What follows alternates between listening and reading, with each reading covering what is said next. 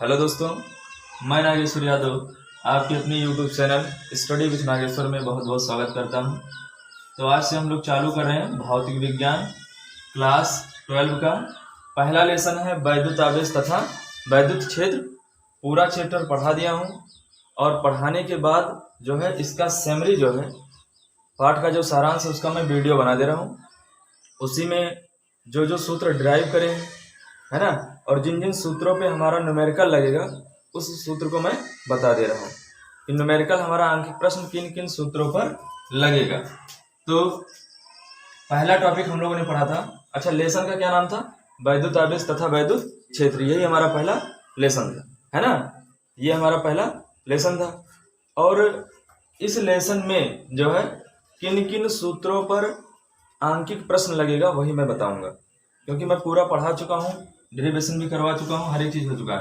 तो पहला टॉपिक हमारा क्या था? वैद्युत आवेश तथा आवेश का क्वांटीकरण। इसमें बताया था किसी भी पदार्थ पे वैद्युत आवेश कैसे आता है, और वैद्युत आवेश का क्वांटीकरण का मतलब क्या बताए थे कि जो आवेश होता है उसको आप तोड़ नहीं सकते हो, उसको आप दशमलव में तोड़ नहीं सकते हो, है ना। आवेश हमेशा क्या होता है? अपने आप में पूर्ण होता है, उसको छोटे छोटे भागों में खंडित नहीं किया जा सकता। जैसे मान लीजिए आवेश जो होगा वो होगा या तो 1e होगा, 2e होगा, 3e होगा, ऐसे नहीं होगा 1.2e, 3.5e। यानी आवेश को जो है वो क्या किया जाता है? आवेश को तोड़ा नहीं जा सकता, आवेश को विभाजित नहीं किया जा सकता। यानी आवेश अपने आप में क्या होता है? पूर्ण गुणित में होता है। पूर्ण गुणित का मतलब एक पूर्णांक संख्या के गुणे के रूप में होता है। तो जब आएगा आवेश का क्वांटीकरण, उस पर न्यूमेरिकल आएगा, तो इसके लिए फार्मूला क्या निकाले थे भाई? Q बराबर एन ई निकाले थे। Q क्या था? आवेश था। N क्या था? पदार्थ में मुक्त इलेक्ट्रॉनों की संख्या। और E, ये जो E है ये क्या है? ये इलेक्ट्रॉन अथवा प्रोटॉन का चार्ज है। और अगर इलेक्ट्रॉन पे चार्ज की बात की जाए तो 1.6 × 10⁻⁻19 कूलम होता है ऋणात्मक का।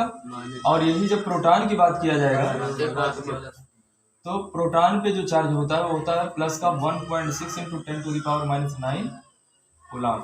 दोनों का चार्ज सेम है, अंतर बस इतना है कि एक प्लस का होता है और एक माइनस का होता है, इतना अंतर होता है।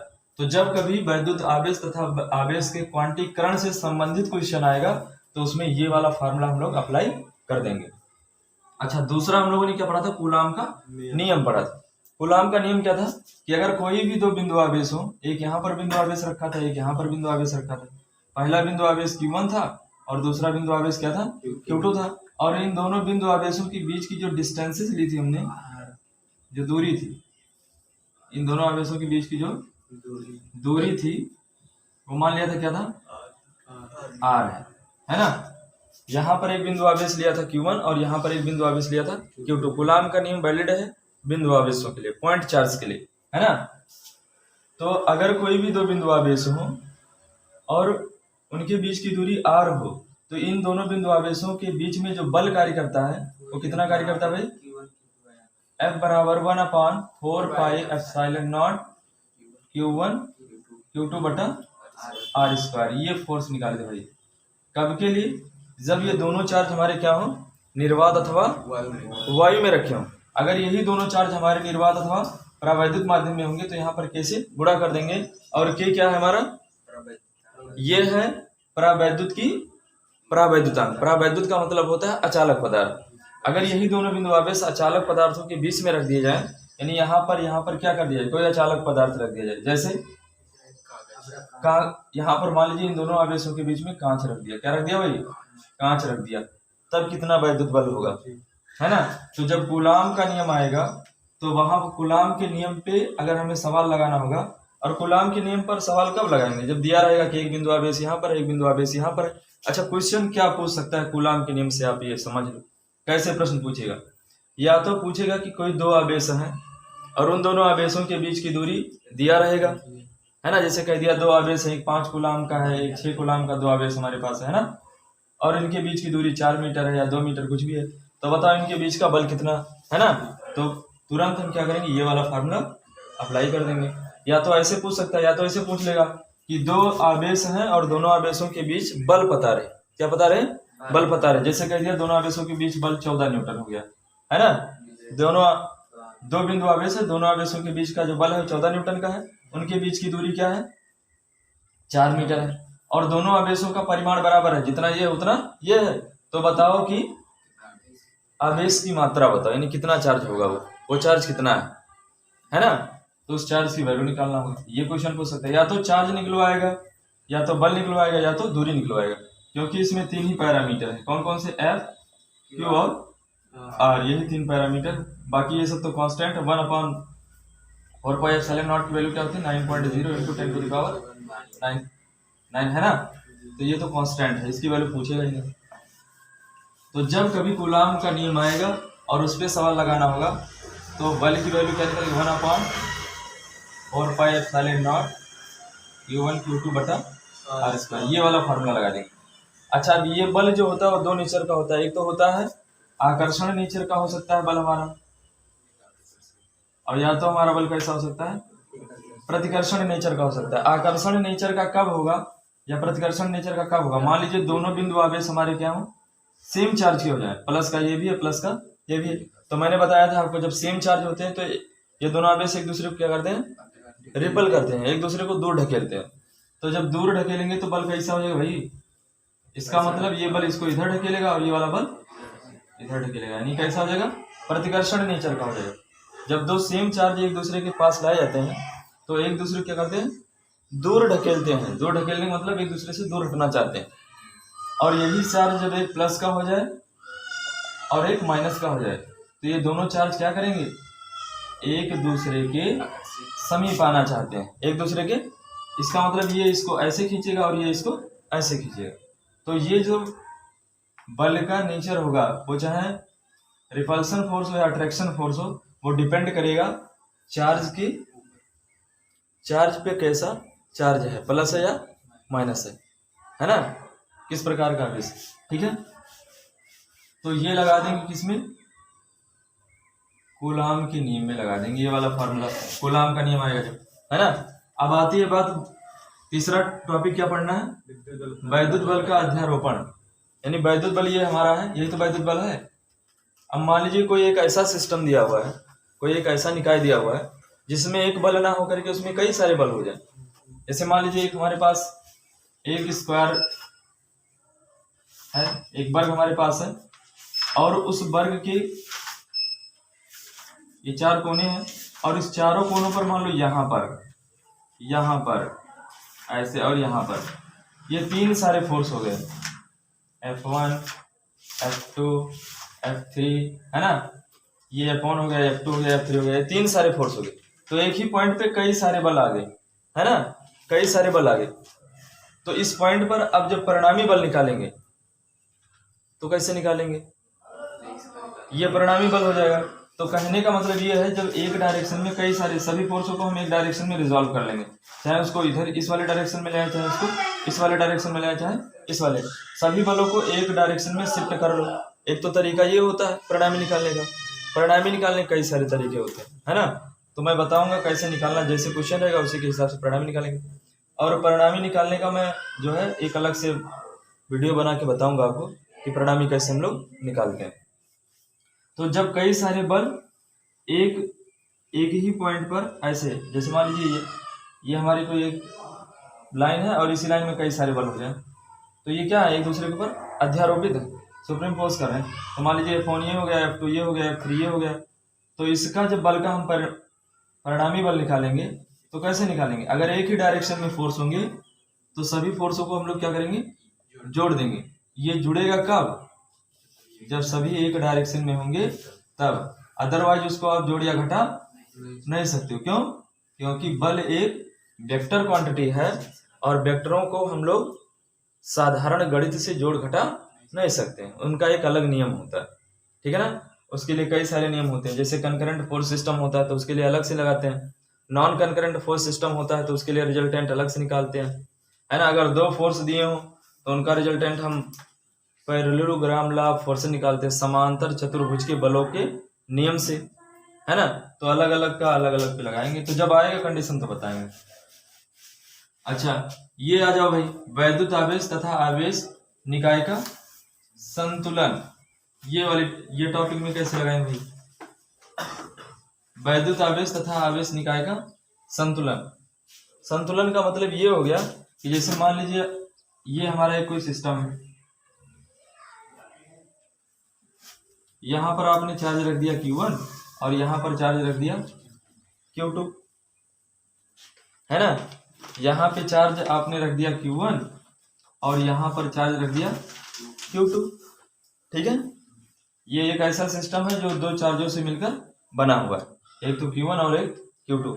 अब हम इसके निकाय की किसी बिंदु पर यहां पर चार्ज रखना चाह रहे हैं, और चार्ज को ऐसे रखना चाह रहे हैं कि वो चार्ज ना तो इधर खींचे और ना ही इधर खींचे, तब तो निकाय संतुलन में होगा। और अगर चार्ज किसी इधर में चला गया या तो इधर चला गया तो निकाय संतुलन में नहीं है। तो मैं यहाँ पर एक चार्ज रख रहा हूँ Q, मान लीजिए Q1 है, ये Q2 है। अब देखो यहाँ पे जैसे आप चार्ज रखोगे तो इस चार्ज के कारण इस पर एक फोर्स लगेगा और इस चार्ज के कारण इस पर एक फोर्स लगेगा।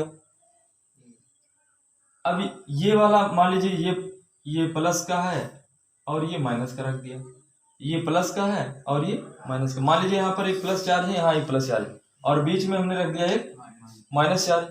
तो ये प्लस और माइनस के कारण इसको क्या करेगा, इसको अपनी तरफ खींचेगा भाई। ये आ जाओ भाई, मेरे तरफ आ जाओ।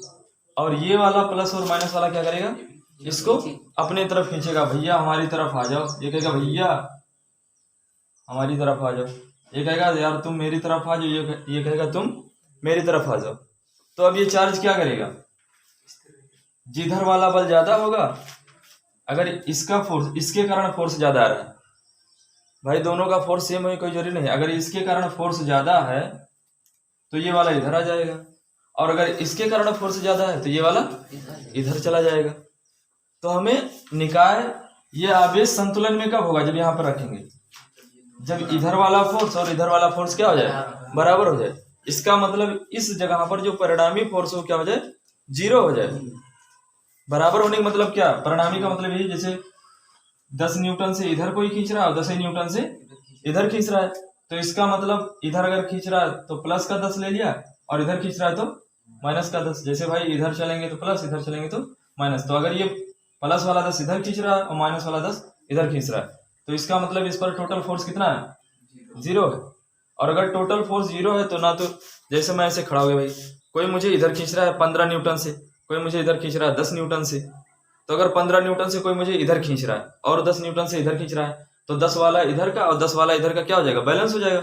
लेकिन 5 न्यूटन का जो फोर्स होगा वो मुझे इधर खींच लेगा। लेकिन अगर मैं 5 के कारण खींच रहा हूँ, इधर वाला भी 5 बढ़ा दे भाई, कहते चलो तुम 15 लगा रहे हो, मेरा 10 था, मैं भी 5 न्यूटन और बढ़ा दे रहा, मेरा भी 15 हो गया। अब मैं क्या करूंगा, मैं बीच में खड़ा हो गया भाई।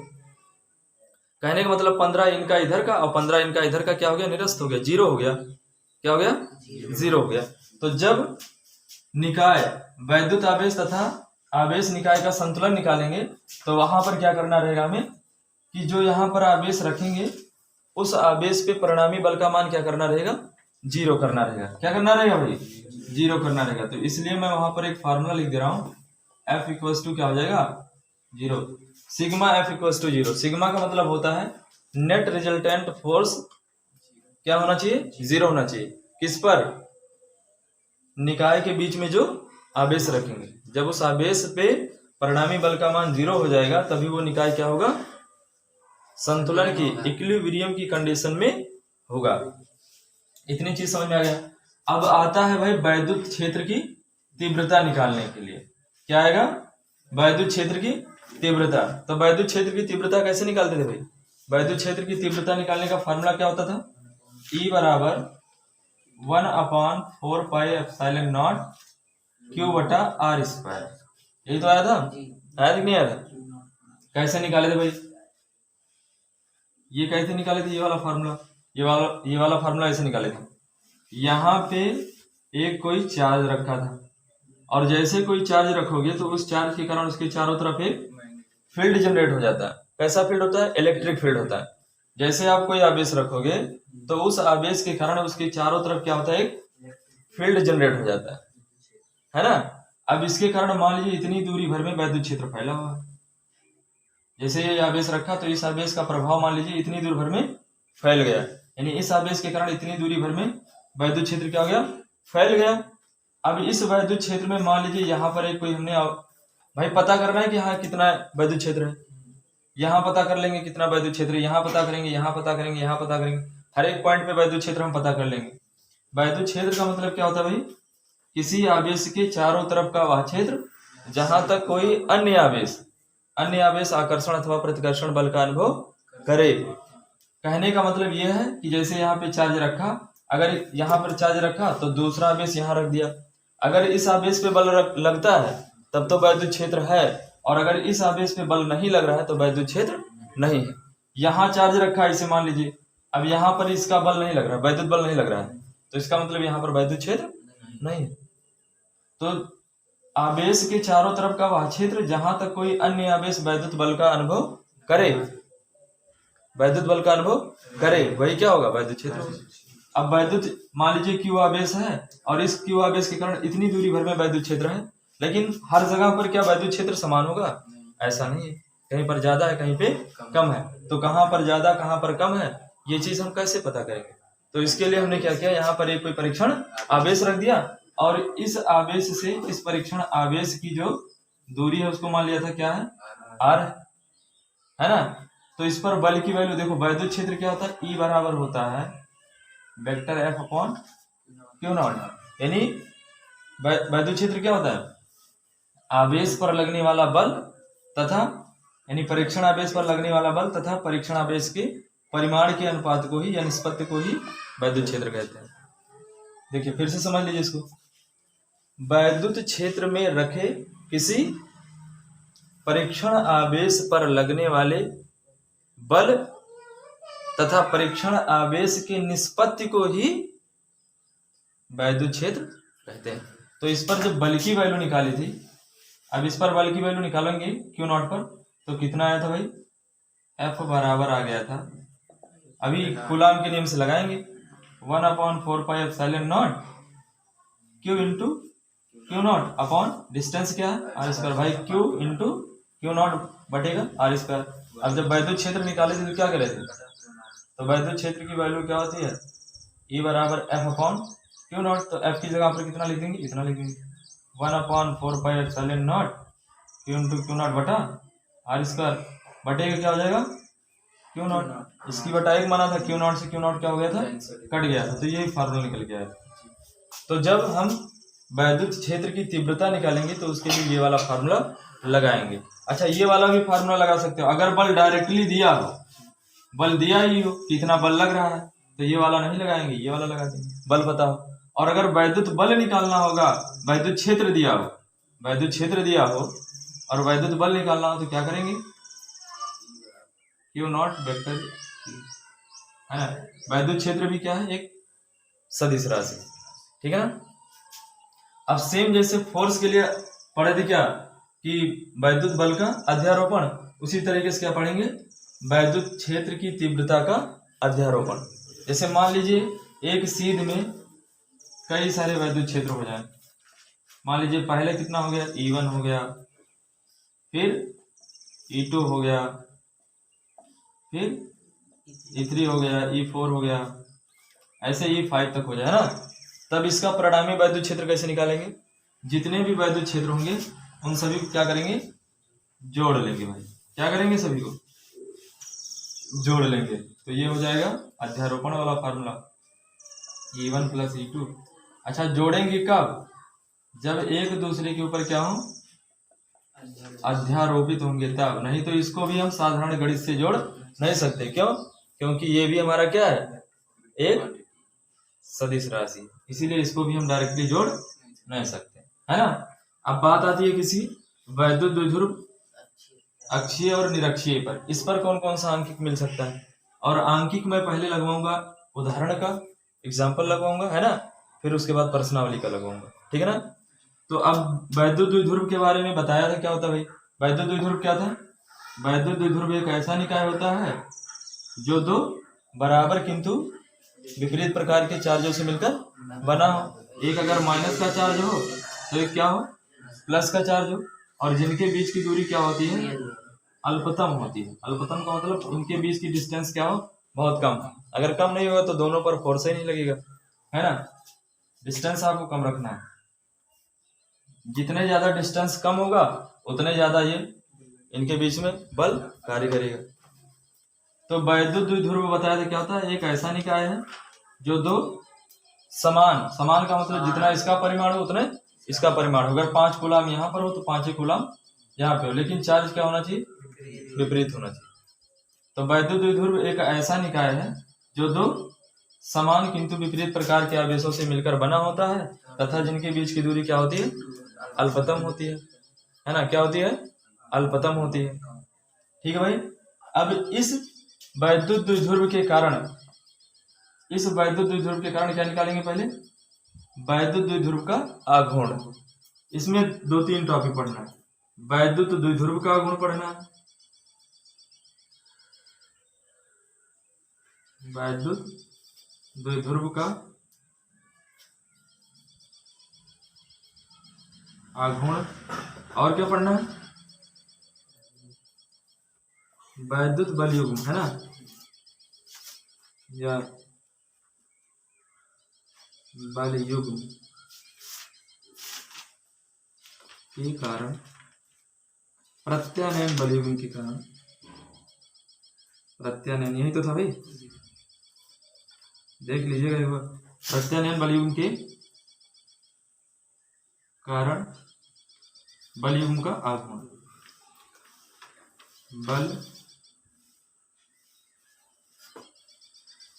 बल युग्म का,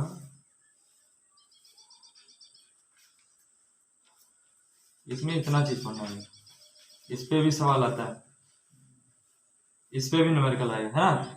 तो पहले आएगा वैद्युत द्विध्रुव का आघूर्ण, वैद्युत द्विध्रुव का आघूर्ण। तो वैद्युत द्विध्रुव का आघूर्ण जब निकालेंगे तो इसके लिए फार्मूला हो जाएगा 2ql। ये किसके लिए है, अच्छा वैद्युत द्विध्रुव भी क्या तुम्हारा एक वेक्टर क्वांटिटी है ना, इसकी डायरेक्शन कैसी होती है, माइनस से, वो ऐसे हो जाएगा। वैद्युत द्विध्रुव की डायरेक्शन कैसे होती है भाई, माइनस से प्लस की ओर वैद्युत द्विध्रुव का, है ना, समझ आ गया। तो इसके लिए जब वैद्युत द्विध्रुव का आघूर्ण निकालना होगा तो उसके लिए ये वाला फार्मूला लगाएंगे, ठीक है ना। वैद्युत द्विध्रुव का आघूर्ण जब निकालना होगा तो ये वाला फार्मूला लगाएंगे। और बात करते हैं वैद्युत बल युग्म के कारण। तो वैद्युत बल युग्म के कारण निकालना होगा, जैसे मान लीजिए एक समान वैद्युत क्षेत्र है, क्या है, एक समान वैद्युत क्षेत्र है, क्या है भाई, एक समान वैद्युत क्षेत्र है। और इस एक समान वैद्युत क्षेत्र में आपने वैद्युत क्षेत्र को क्या किया,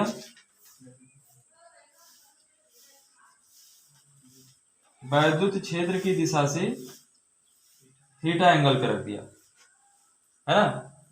एक समान मान लीजिए वैद्युत क्षेत्र है और इस एक समान वैद्युत क्षेत्र में आपने क्या काम किया, वैद्युत द्विध्रुव को थीटा एंगल पे रख दिया, इंक्लाइन करके, है ना। अब जैसे इसको इंक्लाइन पे रखोगे तो यहाँ पर क्या होगा, एक माइनस का क्यू होगा और यहाँ पर एक होगा प्लस का क्यू होगा। अब इस प्लस क्यू और माइनस क्यू के कारण ये जो वैद्युत क्षेत्र है, इस प्लस के कारण देखो वैद्युत क्षेत्र कैसे आया होगा, पहले ये तो सोचो वैद्युत क्षेत्र कैसे आया होगा।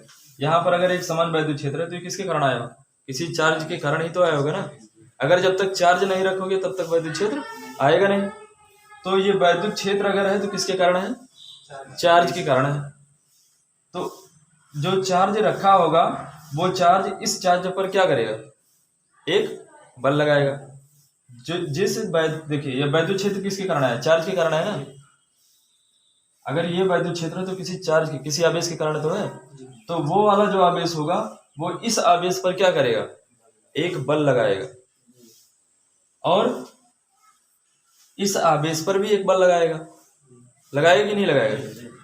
तो इसके कारण जो बल लगेगा मान लीजिए वो इस डायरेक्शन में है, F1 F2 नाम दे दीजिए, और इसके कारण जो बल होगा दोनों अपोजिट डायरेक्शन में होंगे। क्यों, क्योंकि एक अगर यहाँ पर प्लस चार्ज होगा, अगर मान लीजिए प्लस चार्ज के कारण ये आवेश आया होगा तो एक क्या होगा, उसको रिपल कर रहा होगा और एक उसको क्या कर रहा होगा, अट्रैक्ट कर रहा होगा। इसलिए दोनों फोर्सों की जो डायरेक्शन होगी वो क्या हो जाएगी, अपोजिट हो जाएगी। अगर एक वैद्युत क्षेत्र की दिशा में होगा तो एक वैद्युत क्षेत्र के अपोजिट डायरेक्शन में होगा।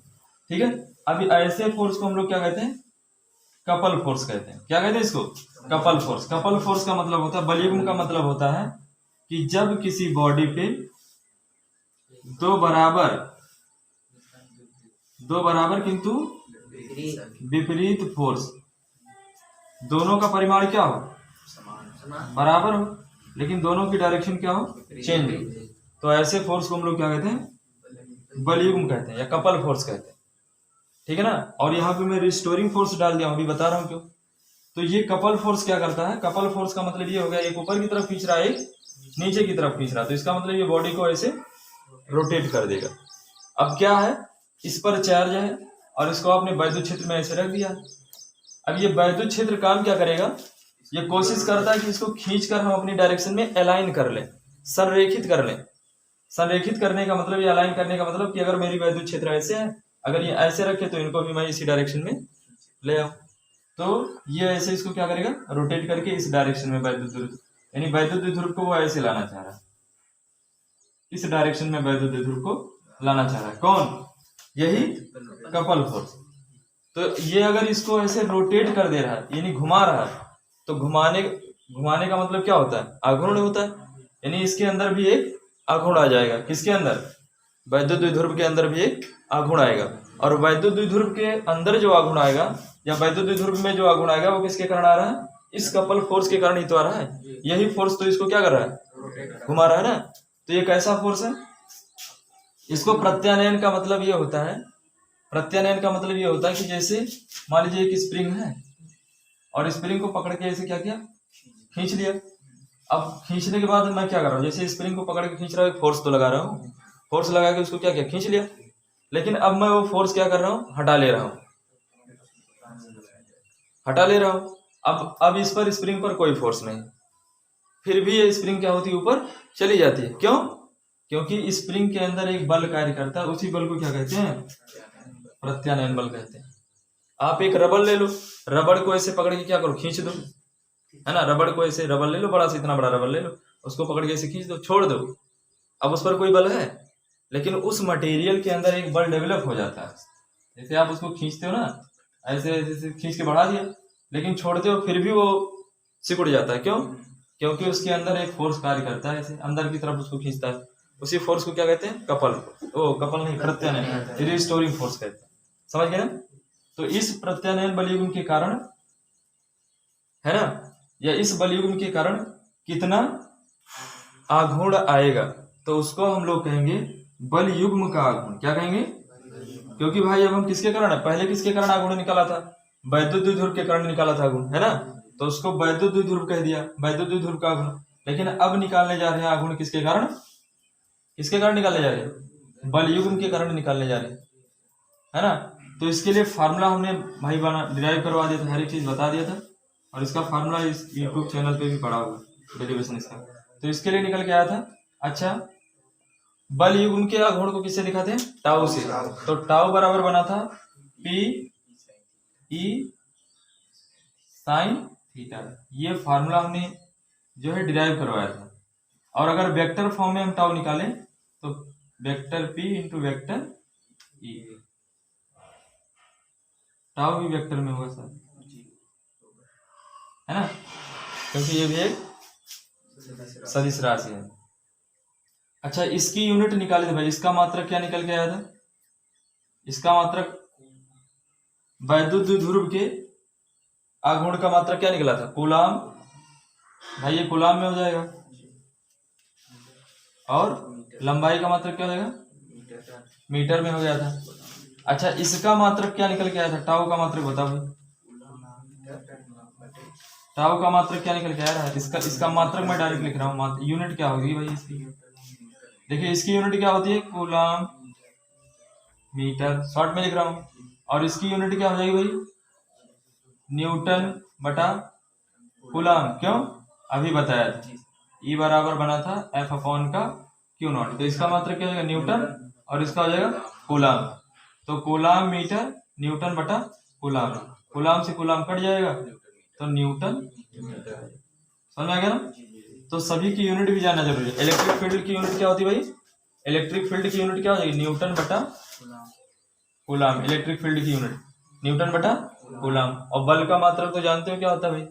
बल का मात्रक क्या होता है? न्यूटन हो जाएगा। और आवेश का मात्रक क्या हो जाएगा?